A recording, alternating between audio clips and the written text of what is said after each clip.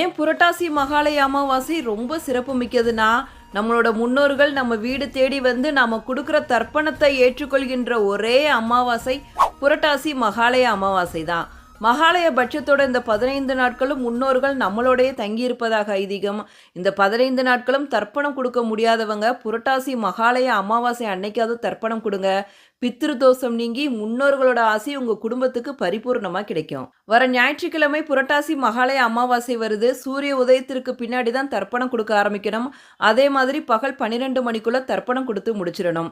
நதிக்கரை, கடற்கரையில தர்ப்பணம் கொடுக்கறது ரொம்ப ரொம்ப சிறப்பு வாய்ந்தது.